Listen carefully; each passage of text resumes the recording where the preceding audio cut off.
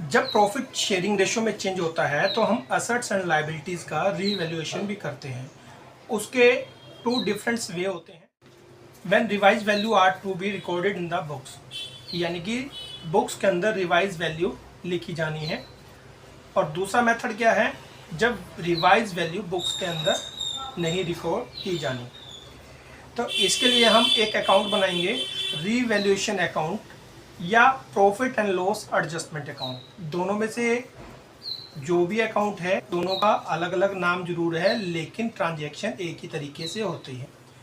इसके लिए हम एग्जांपल लेंगे। वैल्यू जो ली गई है वो एज्यूम्ड है एग्जांपल की। जब असेट्स की वैल्यू डिक्रीज हो जाती है तो हम रिवैल्यूएशन अकाउंट को क्या करेंगे, डेबिट करेंगे, और असेट्स को हम क्या करेंगे, क्रेडिट करेंगे 10,000 से। इसी तरह यदि असेट्स की वैल्यू इंक्रीज हो जाती है तो हम क्या करेंगे, असेट्स को डेबिट करेंगे और रिवैल्यूएशन अकाउंट को क्रेडिट करेंगे। उसके बाद जब हमारी लायबिलिटीज क्या हो जाती है, डिक्रीज होती है।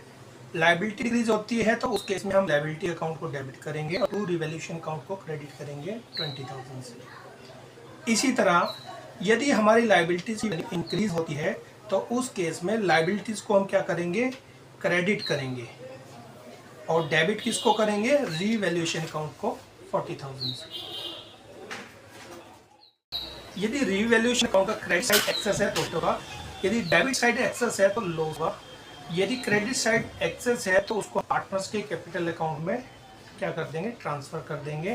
तो उस केस में रीवैल्यूएशन अकाउंट को हम क्या करेंगे, डेबिट से, और पार्टनर्स कैपिटल को क्या करेंगे, हम क्रेडिट करेंगे। ये वैल्यू हमने अकाउंट्स बनाकर नहीं बनाई हुई, ये हमारी एज्यूम्ड वैल्यू है।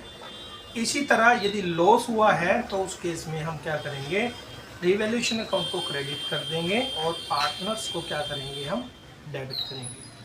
आपको हमारी वीडियो कैसी लगी?